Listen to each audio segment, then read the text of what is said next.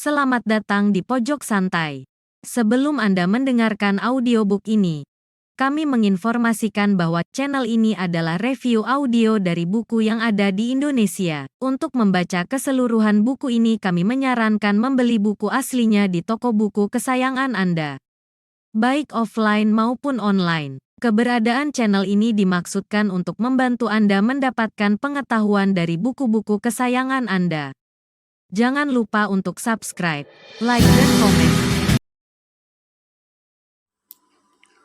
Selamat datang di Pojok Santai, channel khusus yang membahas komik dan novel dengan cara asyik.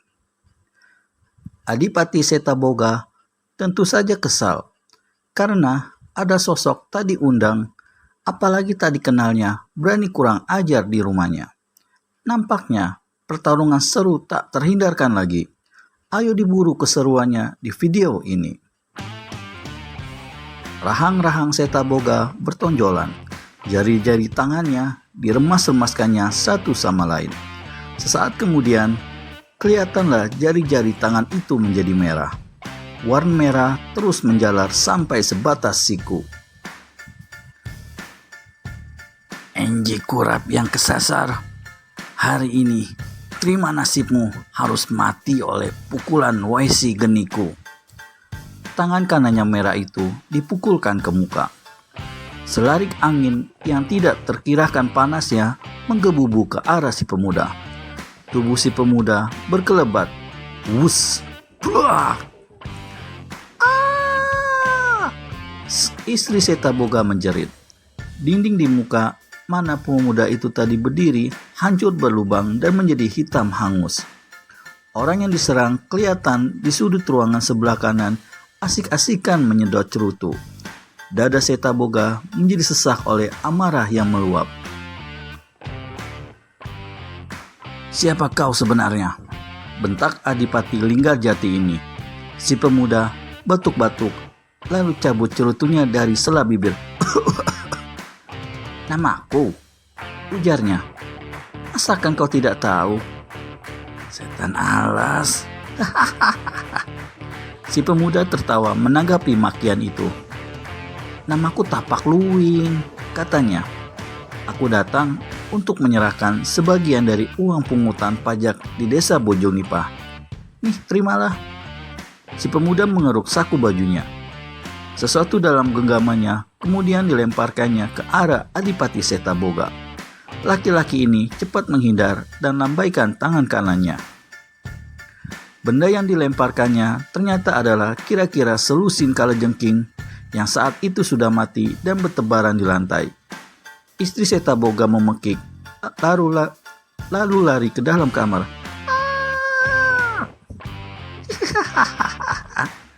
Si pemuda tertawa bekakakan. Adipati Setaboga tak menunggu lebih lama lagi, lalu menyambar sebuah tombak yang dipajang di dinding. Dengan senjata ini, dia kemudian menyerang si pemuda. Si pemuda tenang-tenang selipkan cerutunya ke bibir, menghisapnya dengan cepat, lalu menghembuskannya asapnya ke arah Setaboga.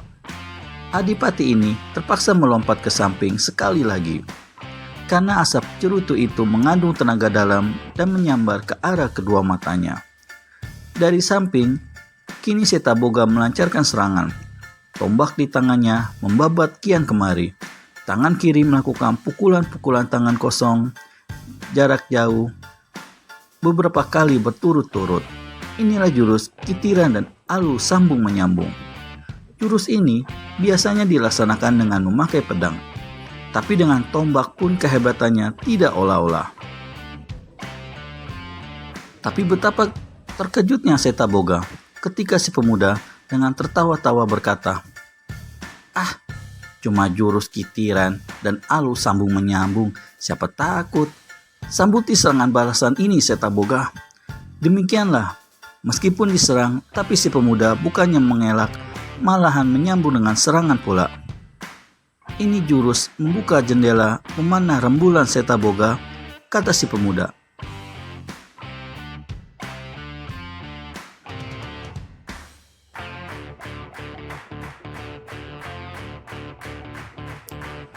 Lengan kirinya dipukulkan melintang dari atas ke bawah, sedang tangan kanan meluncur ke atas dalam gerakan yang cepat sekali dan sukar dilihat oleh mata.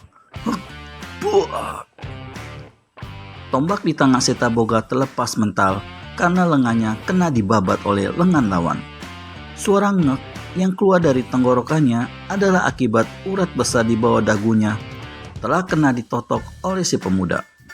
Di saat itu pula, tubuhnya tak bergerak lagi alias kaku menjadi tegang. Karena sebelum ditotok, Setaboga telah menyeringai kesakitan akibat benturan lengan lawan. Maka di saat tubuhnya menjadi kaku itu, mimik parasnya sungguh tak sedap untuk dipandang. Si pemuda cabut cerutu dari sela bibirnya dan meniupkan asap cerutu itu ke muka Setaboga. "Sayang sekali," katanya. "Jurus kitiran dan alus sambung menyambungmu terpaksa bertekuk lutut di bawah jurus membuka jendela memanah rembulanku." Ditiupkannya lagi asap cerutu ke muka Setaboga. Totokan pada urat besar di bawah dagu Setaboga telah melumpuhkan tubuhnya, membuat mulutnya menjadi gaguk dan perasaannya menjadi tumpul. Cuma telinganya saja saat itu yang masih sanggup mendengar. Maka berkatalah si pemuda, "Hei, dengar Setaboga, besok Kilura Kundrawana dan penduduk Bojong Nipa akan datang ke sini.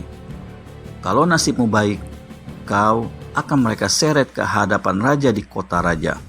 Tapi kalau nasibmu buruk, mereka akan mengeremusmu beramai-ramai. Dan sebelum aku pergi, terima hadiah kenang-kenangan ini dariku." Si pemuda acungkan jari telunjuk tangan kanannya. Dengan mempergunakan ujung jari itu, diguratnya 3 buah angka di kening Setaboga, 212. Ketika pada keesokan harinya, Kilura Kundrawana dan 2 lusin penduduk Bojong Nipa bersenjata lengkap datang ke gedung Kadipaten di Linggarjati. Mereka heran menemui gedung itu dalam keadaan kosong. Tak satu manusia pun ada di dalamnya. "Pasti Adipati rese itu sudah melarikan diri," kata Kundrawana geram. Tiba-tiba terdengar seseorang berteriak dari arah belakang gedung. Ketika Kundrawana dan yang lain-lainnya pergi ke belakang gedung, mereka hampir tak percaya dengan penglihatan mereka. 5 orang kelihatan berdiri tak bergerak-gerak di kandang kuda. Di sebelah muka adalah Adipati Setaboga dan istrinya. Di kiri kanan mereka pengawal-pengawal kadipaten dan di sebelah belakang perempuannya menjadi pembantu rumah tangga. Ketika diperiksa, kelimanya masih dalam keadaan bernapas dan ditotok urat darah mereka. Kilura Kundrawana memandang pada angka 212 yang tertera di kening Adipati Setaboga. 212, desisnya. Dia hanya goleng-golengkan kepala, lalu memerintah. "Perempuan-perempuan dan pelayan, lepaskan totokannya. Setaboga kita seret ke kota raja." Selesai sudah ke mulut pajak di desa Bojong Nipa. Lalu kemanakah Wiro, pemuda sakti namun tak ragu untuk menolong sesama ini? Temukan jawabannya di video selanjutnya hanya di channel Pojok Santai. Segera subscribe dan tekan tombol lonceng untuk mendapat notifikasi video terbaru dari kami. Terima kasih dan sampai bertemu kembali.